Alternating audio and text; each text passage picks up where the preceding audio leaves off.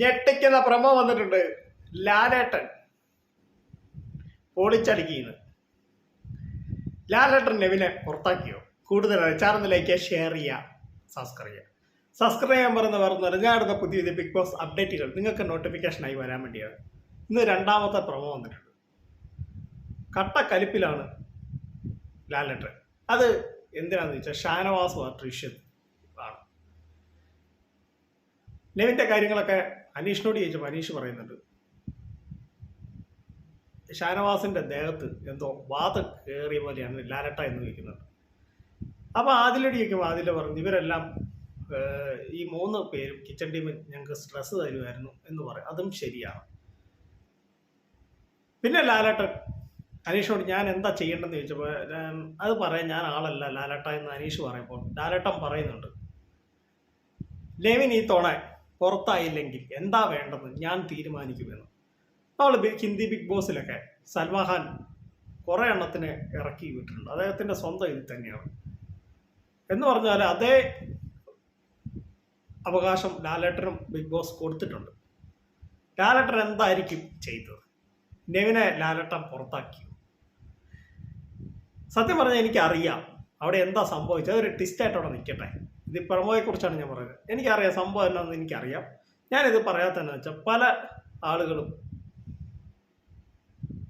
നമ്മൾ പറയുന്നത് അയ്യോ അവിടുത്തെ നടന്ന സംഭവം ലീക്കായി എന്നൊക്കെ പറയുന്നുണ്ട്.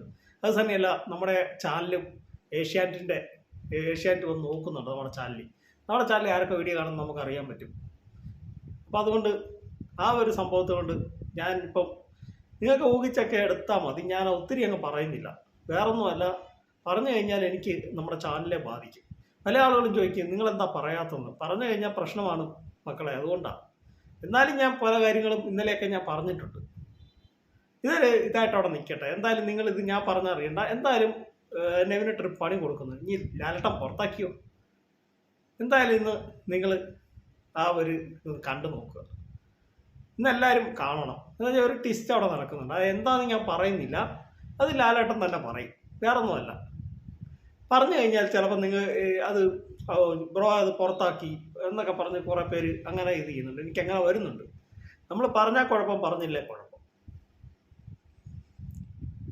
അതുകൊണ്ടാണ് ഇതൊരു ട്വിസ്റ്റായിട്ട് അവിടെ നിൽക്കുകയാണ്. അതവിടെ നിൽക്കട്ടെ. ഒരു ചെറിയൊരു ട്വിസ്റ്റ് അവിടെ നിൽക്കട്ടെ. നിങ്ങൾക്കൊരു ചെറിയൊരു ഇത് വേണം, ഒരു ആകാംക്ഷ വേണം. അതുകൊണ്ട് ഞാൻ പറയുന്നില്ല. ആരെങ്കിലും എന്നോട് പേഴ്സണലായിട്ടൊന്ന് ചോദിച്ചാൽ ചിലപ്പോൾ ഞാൻ പറഞ്ഞിരുന്നിരിക്കും.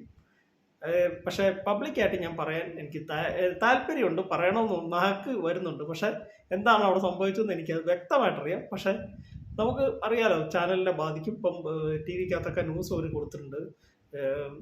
ഷൂട്ടിങ്ങിന് മുന്നേ നടക്കുന്നതൊക്കെ പബ്ലിക്കായിട്ട് യൂട്യൂബ് ചാനൽ വഴി വരുന്നുണ്ട് എന്നൊക്കെ. അതേക്കുറിച്ച് യൂട്യൂബർമാരെയൊക്കെ അവരുടെ നിരീക്ഷണത്തിനതൊക്കെ. അപ്പോൾ അതുകൊണ്ട് നിങ്ങൾ ഒന്ന് ഒരു ദിവസം നോക്ക്.